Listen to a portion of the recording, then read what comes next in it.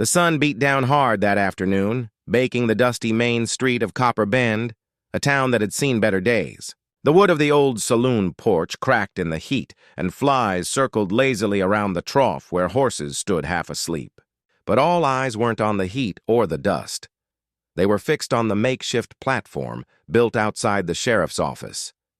It wasn't every day a girl was sold like a mule. Clara Mayfield stood there, trembling, her thin hands clutching the hem of her faded calico dress. Her hair, a dull chestnut that might have been lovely if it hadn't been caked with trail dust, clung to her temples. A bruise colored her left wrist, half hidden under the frayed cuff. She tried to keep her chin lifted, but her throat worked hard, and her lips trembled with every jeer that came from the crowd below. "Can't believe the Mayfields sunk this low," someone muttered. "Ain't worth more than a sack of grain," another man laughed. "She's got that scar, and look at her face. Who'd want that?" The laughter rolled through the crowd like a wind. The scar. It cut across her cheekbone, pale and rough, a memory from the day her father's plow horse kicked her when she was just 10. That mark had followed her ever since, through stares, whispers, and rejection. When her family lost everything to drought, and her father drank away the last of their savings, it was her mother who said the words that broke her heart. "Clara, you'll have to marry someone who can pay our debts. It's the only way." So here she was, standing in front of strangers, sold off as if she were another piece of land they'd lost. The auctioneer, Silas Crane, was a heavy-set man with a red face and a mouth that never missed a chance to sneer. He slapped the rail with his ledger and called out, "All right, boys, we got ourselves a fine, obedient gal here. Good cook, strong back, quiet tongue. Who'll start the bid?" Silence. Clara's fingers gripped the edge of the railing tighter. Her eyes darted through the crowd, searching for one kind face, one spark of mercy. None met her gaze. She saw only smirks and averted eyes, men who wouldn't even look her way for fear of being laughed at too. "Come on now," Crane barked. "You can't tell me not one of you fellas wants a young wife to tend your home? I'll start her low, $50 to clear the Mayfield's debt." Still nothing. Clara's ears rang in the quiet that followed, and shame flooded her chest so hard she could hardly breathe. A young boy in the crowd threw a stone that bounced off the wooden stage. The crowd chuckled again. "Guess nobody wants her," someone said. "Too plain, too quiet, too much scar," Crane snorted. "All right, gentlemen, last call before I send her off to the next town." Clara thought of running then, into the plains, into the dust, anywhere but here, but her feet wouldn't move. Somewhere deep down, she still prayed that someone, anyone, would see past the scar and the laughter. Her eyes fell shut as the crowd murmured restlessly. Then, faintly, a new sound rose above the jeers, the slow, deliberate clop of hooves. Heads turned. A large bay horse came down the road, its rider tall and straight in the saddle, dust trailing his coat. He wasn't from town. That much was clear. His hat shaded his face, but there was something about the way he carried himself, calm, commanding, distant, that made the noise fade to a hush. Clara didn't know it yet, but the man on that horse, Jacob Holt, was about to change her life forever, and for the first time in her 20 years, the crowd's laughter. The man on the horse drew every gaze as he rode down Copper Bend's main street. His name was Jacob Holt, though few in town had ever seen him this close. Folks spoke of him often, in tones half respectful, half fearful, the way men talk about thunder before a storm. He owned more land than any man for 200 miles, stretching past the foothills and down toward the canyon rim. His cattle carried the H-Bar brand, known from Texas to Wyoming. Jacob dismounted slowly, his boots hitting the dirt with a solid, unhurried sound. He tied the reins of his horse, a great bay gelding with a white blaze, to the post outside the saloon. His coat was long and dusted from the ride, his hat pulled low against the glare. Even in the afternoon heat, he looked untouched by it, like the world's roughness couldn't reach him. He hadn't come for an auction. Truth was, he'd only stopped in Copper Bend to settle a shipment dispute with the supply merchant. He preferred to keep to his ranch, far from town chatter and curious eyes. But as he approached the general store, he heard the noise.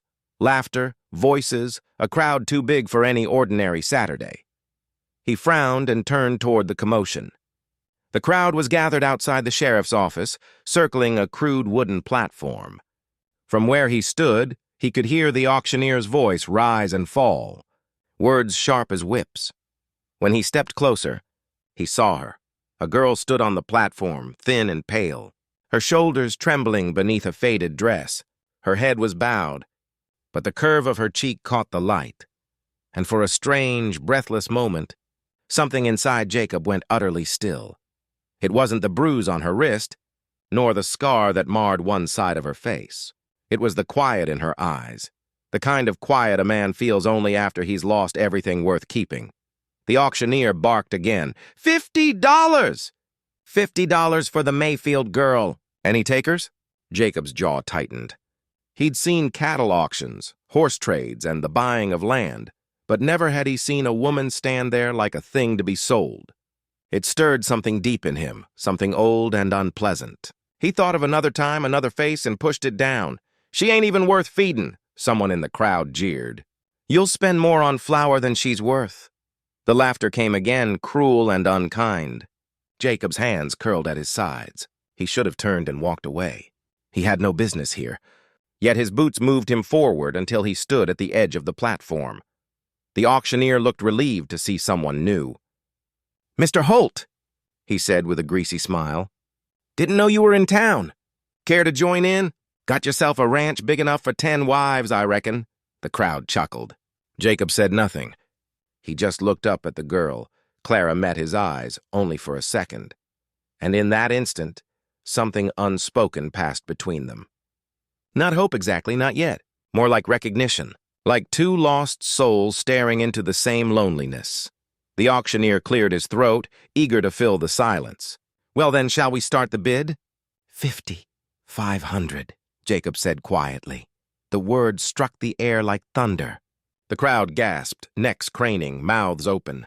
The auctioneer blinked. $500? Jacob didn't repeat himself. His tone left no room for jest. The silence that followed was heavy and strange, the kind that makes even the wind stop to listen. Clara's heart pounded in her chest. She couldn't speak, couldn't breathe. The man before her hadn't smiled, hadn't shown pity. But for the first time that day, someone had looked at her like she was human. Jacob Holt tipped his hat once, eyes never leaving hers. "I'll be taking her," he said simply. And just like that, her fate, and his, was sealed. For a moment after Jacob Holt's voice cut through the noise, the world seemed to stop breathing. The crowd froze. The auctioneer's mouth hung open mid-word. Even the horses tied along the hitching post tossed their heads and stamped, restless under the strange tension that filled the air. 500? Silas Crane, the auctioneer, stammered. "Mr. Holt, sir, maybe you didn't hear me right. The girl's starting bid is 50. 50, you said?" Jacob's eyes lifted slowly, cold and steady as a mountain in winter. "I said 500. A hush rippled through the onlookers. No one dared laugh this time. They all knew the name Jacob Holt. He was the richest rancher in the territory, the kind of man whose word weighed more than a judge's. Still, disbelief flickered across their faces. Why her? Why the scarred girl no one wanted? The auctioneer tried to chuckle, nervous and sweaty.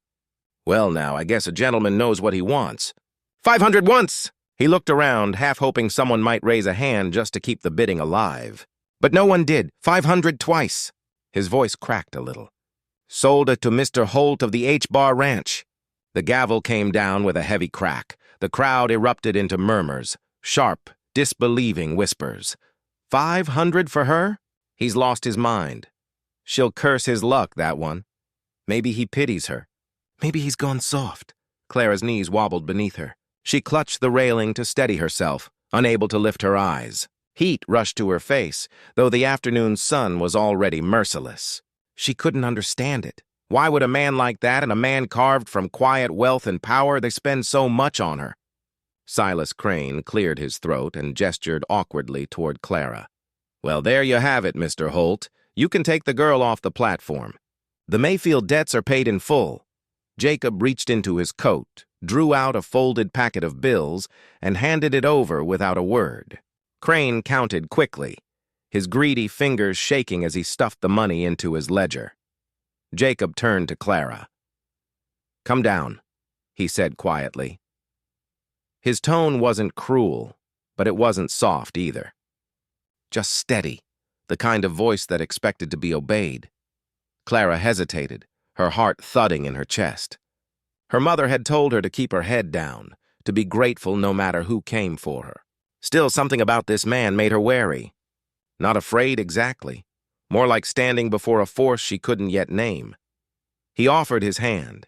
It was gloved, roughened by years of ranch work despite the wealth he carried. Slowly, almost disbelieving, she placed her trembling fingers in his. The crowd watched, silent and spellbound. Jacob helped her down from the platform as though she were porcelain, careful, deliberate, not a motion wasted. Once her boots touched the ground, he let go, and for a fleeting second, she caught the faintest glimpse of something behind his stillness. A flicker of pain, old and deep. "Get your things," he said simply. I don't have any," she whispered. He paused, just a moment, and nodded once. "Then you won't need to pack." He turned toward his horse, leading it by the reins. The crowd parted wordlessly, some stepping back as if afraid to brush against the weight of the moment. Clara followed, feeling every eye on her, some filled with envy, others with contempt.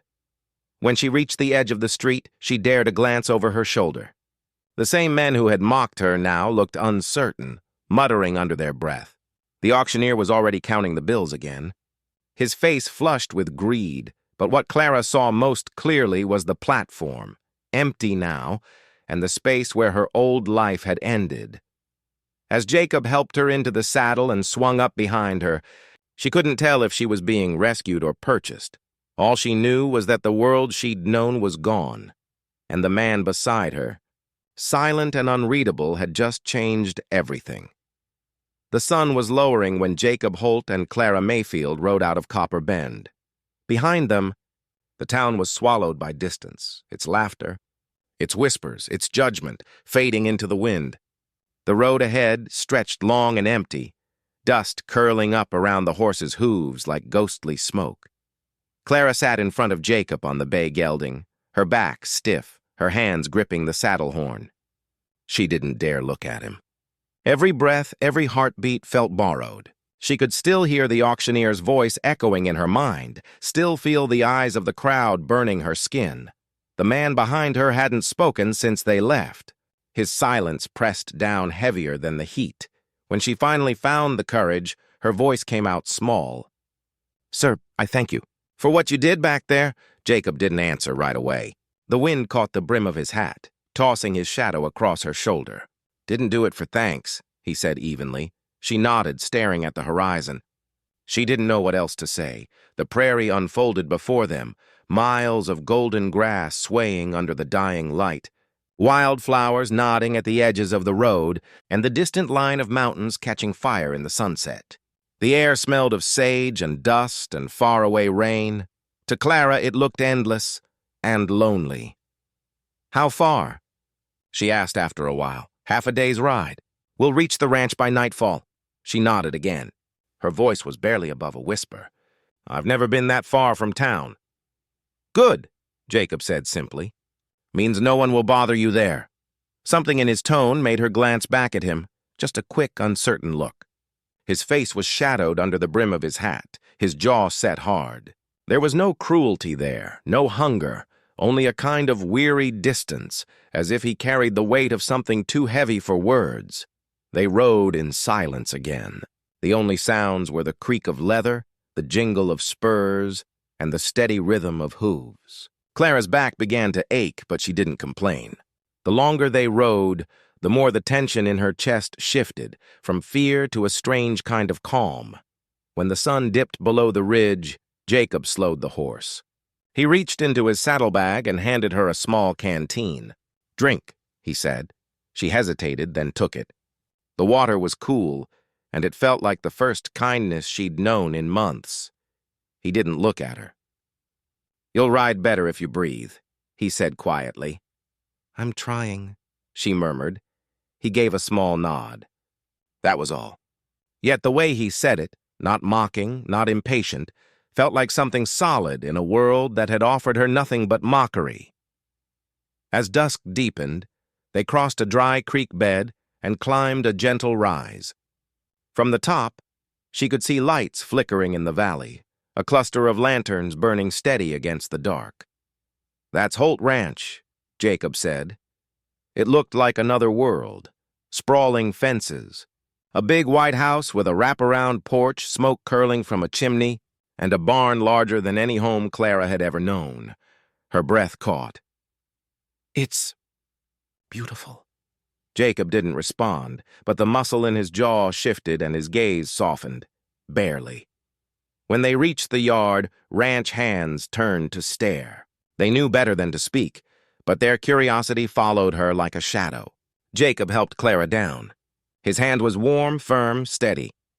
"You'll have a room upstairs," he said. "Clean clothes, food when you're ready." She looked up at him then, really looked, and for the first time noticed the sadness in his eyes. It wasn't coldness after all. It was grief, long buried, wearing a man's face. Clara bowed her head. "Thank you, Mr. Holt." He hesitated a moment, as if searching for words he couldn't quite say. Then, "Jacob will do," and with that he turned toward the barn, leaving her standing under the lantern glow, her heart pounding, her old life behind her, and something uncertain but alive waiting in the dark ahead. Clara Mayfield stepped onto the wide wooden porch of Holt Ranch and paused. Her boots squeaked softly against the polished planks, and she instinctively pulled her thin dress closer to herself.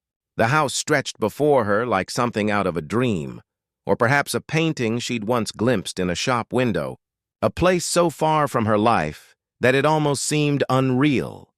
White-painted columns rose to the roofline, catching the lantern light in a soft glow. The windows gleamed, framed with lace curtains, and the doors were solid, polished wood that smelled faintly of cedar and candle wax. Smoke drifted lazily from the chimney, carrying with it the aroma of cooking meat and fresh bread. Clara's heart both sank and soared. She had never seen wealth like this, and it intimidated her in ways she couldn't name. Jacob followed behind, leading the horse toward the barn. His eyes flicked briefly to her, noting her hesitation, though his face remained impassive. "Inside," he said, gesturing toward the front door. "You'll find a room upstairs." "Dinner is at 6." Clara swallowed hard and nodded, stepping inside. The interior was as grand as the exterior. High ceilings, polished floors, heavy rugs, and walls lined with books, paintings, and artifacts collected from distant lands. She felt her pulse quicken. The room she had grown up in, cramped, bare, and worn with the weight of years, seemed impossibly small compared to this. Here, everything gleamed, everything had a place, everything suggested control and order. She felt out of place in her worn calico dress, her hands calloused, her face still marked by the scar that made her unwanted in town. "Don't worry," Jacob said, reading her expression. "You'll get used to it." She glanced up at him, surprise flashing in her eyes. His words were simple, lacking any mockery or condescension. In the town square, people had laughed at her, called her worthless. Here he treated her as if she mattered, and yet she could not shake the fear that she would somehow ruin this house just by being herself. Jacob led her upstairs to a room at the end of the hall. It was modest compared to the rest of the house, smaller, warm, and with a window that looked out over the sprawling ranch. "Your room," he said. "Fresh sheets, a wash basin. No one will bother you." Clara ran her fingers over the quilted bedspread, feeling the soft fabric beneath her calloused hands. She inhaled the scent of lavender and linen and let out a shiver of relief. For the first time in weeks, she felt a fragment of safety. "Food will be ready in an hour," Jacob added. "Come when you're ready," she nodded, her throat tight. "Thank you." "Jacob." He inclined his head and left, closing the door behind him with a soft click. For a moment, Clara stood in silence, taking in the room, the view of the sun dipping behind the distant hills, the gentle hum of the ranch at dusk. The world outside had changed. No more cruel laughter, no more whispered insults. Yet inside, her doubts remained. Could she live here? Could she belong in a place like this with a man so powerful and distant, so unknowable? She sank onto the bed, her hands folded in her lap, and let herself imagine. The sprawling pastures, the barn alive with animals, the quiet evenings under the stars, it was all beautiful, and it was all terrifying. For a girl who had always been unwanted, it was a world she felt she didn't deserve. And yet, somewhere beneath the fear, a spark flickered. Perhaps she could survive here. Perhaps she could even thrive. Somewhere in the silence of the grand house, Clara Mayfield realized that this was her chance. A chance at safety, at respect, at something she had never dared hope for, a life of her own choosing. That evening, after Clara had washed and changed into a simple gown Jacob had provided, she wandered through the quiet house. The ranch was alive with soft sounds, the creak of the floorboards under her boots, the occasional clatter of the barn doors swinging in the night breeze, the distant lowing of cattle settling for the evening. Yet within the house, there was a stillness that felt almost sacred, as though the walls themselves were holding their breath. She found herself in the parlor, a room larger than her entire family's home, with high ceilings and polished oak furniture. On the mantel above the fireplace sat a single framed photograph. Clara froze before it, drawn by the faint shimmer of the glass in the lamplight. It was a woman's portrait, a striking woman with delicate features and dark, expressive eyes. She wore a dress that suggested refinement, elegance, and wealth far beyond Clara's imagining.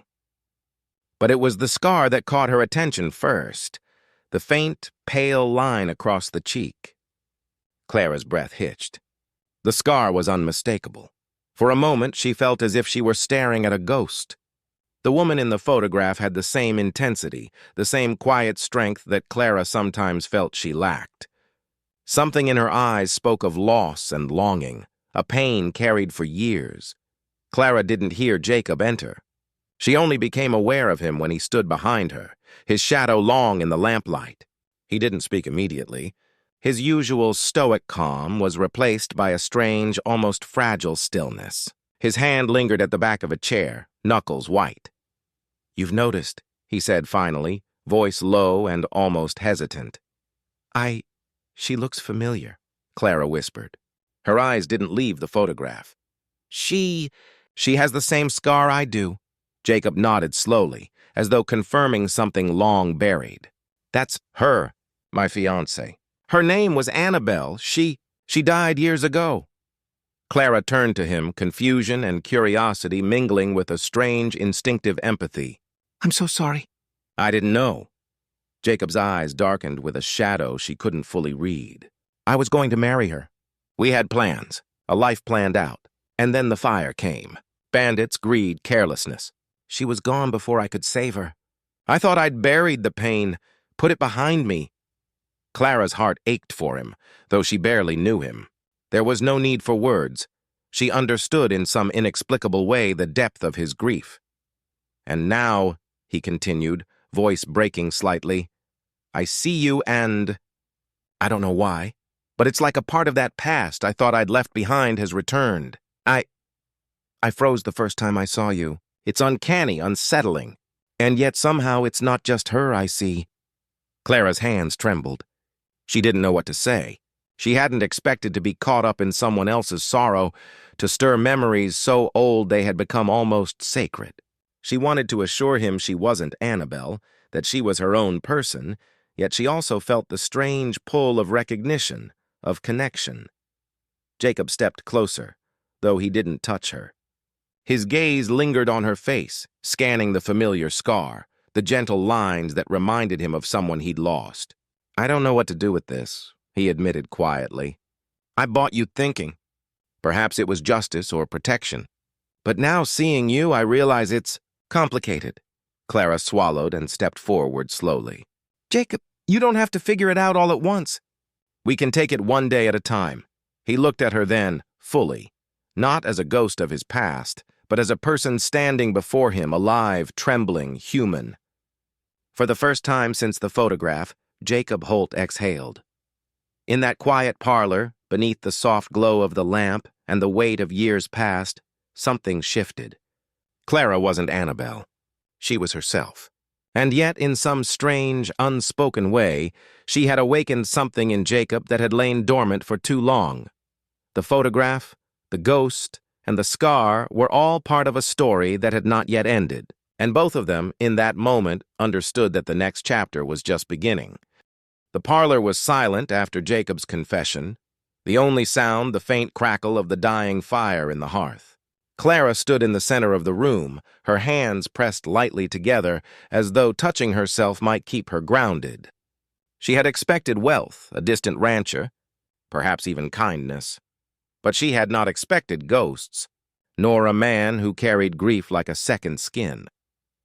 Jacob sat in the high-backed armchair near the fireplace, elbows resting on his knees, hands clasped together. His hat had been removed, revealing hair flecked with gray at the temples, a testament to years weighed down by loss and responsibility. For a long moment he stared at the flickering flames, and Clara realized he wasn't looking at the fire. He was looking at memories, etched deep into the lines of his face. "She was everything to me," he said quietly, voice barely above a whisper. "Annabelle, my fiancée. I loved her more than I thought a man could love anyone. I thought I'd have her forever, and then the fire came. It wasn't just the blaze. It was the betrayal, the bandits, the chance I took too late. I couldn't save her." Clara stepped closer, though still hesitated. The weight in his voice was almost unbearable. She wanted to say something comforting, but words felt cheap in the presence of such profound loss. "I buried her, or at least I tried," Jacob continued, his eyes finally leaving the flames and turning toward her.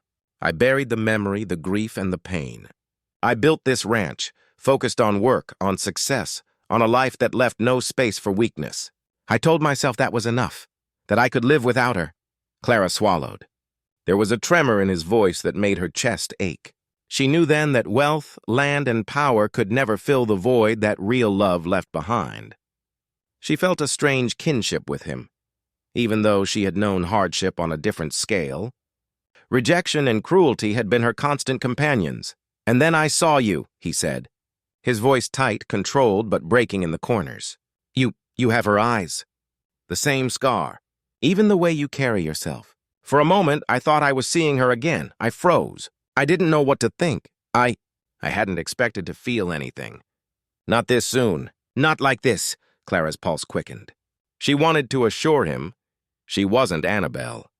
She was herself, flawed and ordinary in ways that mattered little to most, yet somehow significant to him.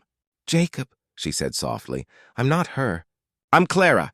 I can't replace anyone, and I wouldn't want to. You don't have to see me as someone else." Jacob nodded slowly, though his eyes betrayed the storm inside. "I know," he admitted, voice barely audible. "But seeing you, it stirred everything I thought I had buried. It's unsettling, confusing, and yet there's something about you, something I can't explain. It's not just the past coming back. It's you. You're alive, breathing, real, and I don't know what to do with that." Clara took a cautious step closer. "Maybe you don't need to figure it all out at once. Maybe we start with what is real, what's right in front of you. Me. This house. This ranch. We'll figure the rest later." Jacob's lips pressed into a thin line. He let out a long, slow breath, the kind that seemed to release some of the weight he had carried for years. "Perhaps you're right," he murmured. "I've spent so long looking behind me that I forgot to look forward. I don't know what the future holds, but maybe it begins here." For the first time since he had stepped into the house, Jacob Holt allowed himself to relax. Just a little. The firelight reflected in his eyes, catching a trace of vulnerability, a flicker of hope, and a hint of the man he had been before tragedy struck. Clara realized then that this was no longer just a story of loss or grief. It was a story of beginnings, fragile but undeniable, and somewhere deep inside, she felt the first tentative spark of trust, the understanding that maybe, just maybe, they could heal together. For a few days, Clara allowed herself to believe that the world outside Holt Ranch no longer mattered. The ranch was vast, its pastures rolling like golden waves, and the house offered comfort she had never known. A room to herself, warm food, and the quiet presence of Jacob Holt, steady and unyielding yet subtly protective. For a moment, she almost forgot the merciless whispers of Copper Bend. But the world has a way of reaching even the most secluded corners. It began subtly. A glance from a rider passing the edge of the ranch, a hushed voice in the supply wagon at the market, snippets of gossip carried by the wind. Soon it became undeniable. Word had spread. Jacob Holt bought the bride no one wanted. The phrase carried with it every insult the townsfolk could conjure. Pity, mockery, and cruel speculation. "She's only there 'cause he pities her," a man in the saloon said loudly, slamming his mug on the counter. "Wouldn't surprise me if he regrets it in a week." Another laughed, a low, cruel sound. "I heard she's only fit for the kitchen, and even that might be a stretch. And all that money he spent? He could have bought twice the land for the price of her." Clara felt the words as if they were physical blows.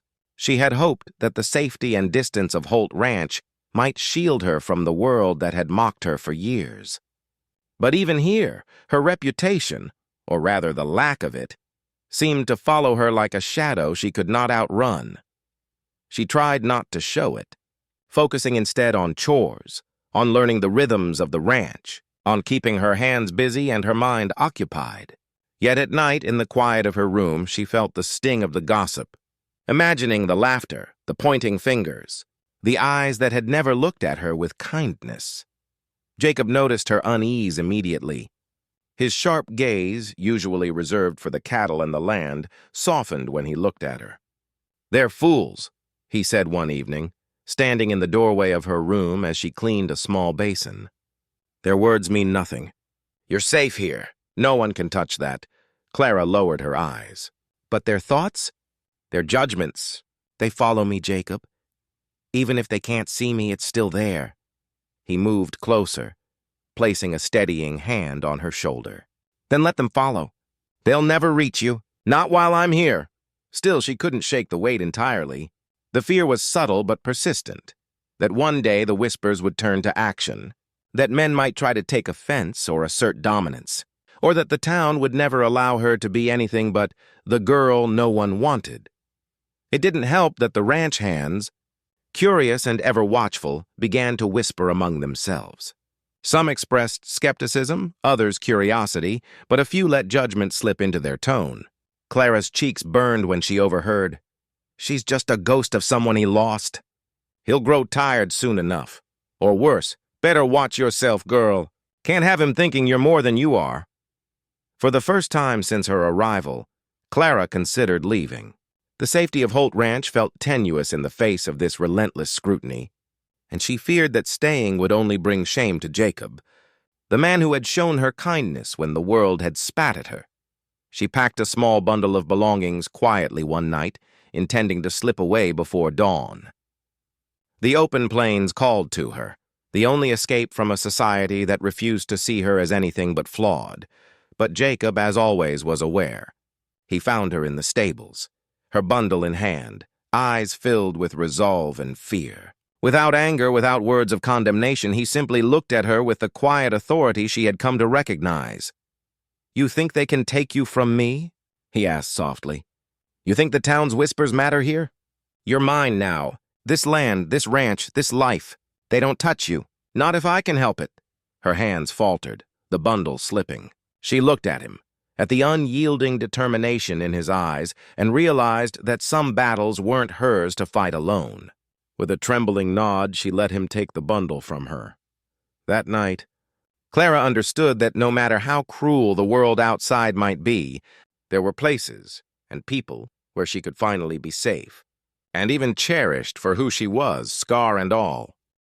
The storm came without warning. Dark clouds rolled over the horizon, swallowing the last glimmers of sunset and painting the plains in deep gray. The wind whipped through the tall prairie grass, bending it nearly to the ground, and the first fat raindrops splashed against the earth, quickly soaking the dust into mud. Clara rode alone, her horse's flanks slick with rain, water seeping into her thin dress and chilling her to the bone. She had left Holt Ranch under the cover of evening, hoping that distance would make her safer from the whispers, from the judgment, from the life she felt unworthy to claim. She rode fast, not knowing exactly where she was going, only away from a world that had never wanted her, and from a life she feared she could never inhabit. Every mile was a mixture of fear and resolve. Her mind replayed the gossip, the sneers, the cruel laughter of Copper Bend, magnified by isolation. She could almost hear the town's voice over the howl of the wind. No one wants you. You don't belong. You're not enough.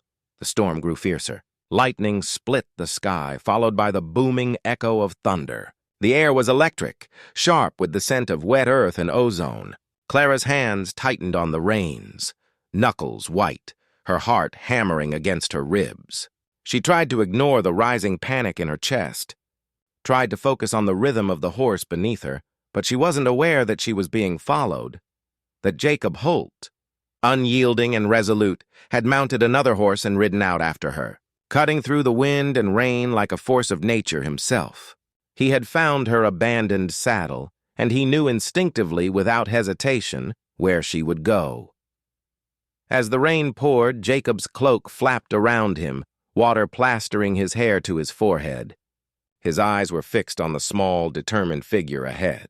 He could see her fear, feel her despair even from a distance. The idea of letting her go, of allowing her to be swallowed by the storm and the darkness, was unbearable. He rode harder. The wind roared in his ears, the rain stung his face, yet he pressed on. Clara's horse stumbled over a hidden gully, sliding on the slick mud. She gasped and leaned forward, heart nearly leaping from her chest.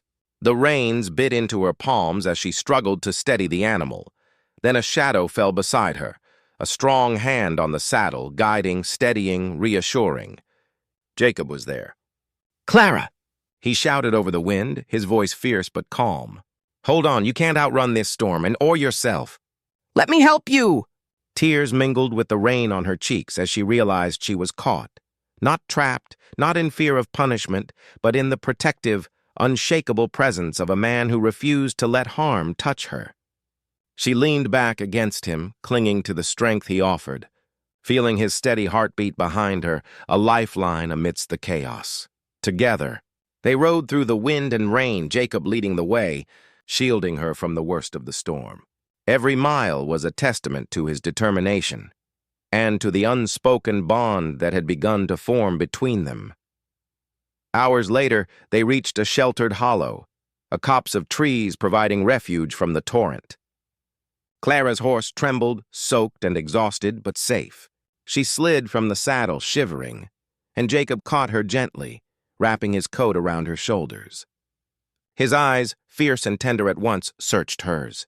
"You're safe now," he said softly, though the storm still raged around them. "No one will touch you." "Not while I'm here," Clara nodded, trembling, her chest heaving. In that moment she understood the depth of his protection, the strength of his resolve, and the certainty that, come rain or storm or whispered gossip, she had a place in his world, and he would never let her go. The storm had passed, leaving the prairie glistening under a pale dawn. Droplets clung to every blade of grass, sparkling like tiny jewels in the soft morning light. Clara stood on the porch of Holt Ranch, her hair still damp from the previous night's ride, her hands clasped tightly in front of her. Her heart felt raw from fear, relief, and something deeper she hadn't yet named. Jacob emerged from the barn, his coat dry and brushed, though traces of the storm clung to the cuffs. His eyes found hers immediately, steady and unwavering. There was no judgment in his gaze, no trace of past fear or lingering doubt, only clarity, a quiet assurance that had been absent for far too long. "Clara," he said, voice low and calm, carrying the weight of everything that had passed between them. "Come with me." She followed him silently, her steps tentative. The ranch was waking slowly, the distant lowing of cattle and the soft clatter of the barn signaling a return to normalcy. Yet nothing in that world mattered more to her than the man beside her. Jacob led her to the porch swing, the one that overlooked the rolling fields of his land. He paused, turning to face her fully, His hat was removed, revealing the stark lines of his face softened only by the early morning light. He inhaled, as if steadying himself for words long withheld. "I bought you," he began, and Clara's heart stuttered at the memory, because the world had turned its back on you. "I wanted to protect you, to give you a place where no one could touch you. But last night changed everything. You tried to run and I realized I can't let you go. Not because of duty, not because of the past, but because of you. Not because you remind me of someone I lost, but because of who you are, here, now." Clara felt tears prick her eyes. She had always been unwanted, mocked, dismissed. And yet standing there, the man she had feared and trusted in equal measure was speaking to her with honesty, with recognition, with a devotion she had never imagined. She started, voice trembling. Words failed her, as they often did when emotions ran deeper than she could contain. Jacob stepped closer. He took her hands in his, roughened by years of work, but steady, grounding, and warm. "Clara Mayfield," he said, the syllables deliberate, precise, as though sealing a promise. "I chose you, not because the world thought you fit, not because of pity, but because I see you, all of you, your strength, your heart, your scars. You are mine if you will have me, and I am yours if you will take me." Her breath caught. For a lifetime she had waited for acceptance, for someone to see past her flaws, to see her worth. And now here it was, unshakable, undeniable, offered freely and without condition. She whispered, her voice breaking under the weight of hope and joy. "Yes, Jacob, yes." A slow, rare smile spread across his face, breaking the hardness she had grown accustomed to. He leaned down, pressing his forehead gently to hers, a silent affirmation of all that had passed, all the loss, the fear, the storms leading to this moment. The ranch seemed to exhale with them. The wind softened.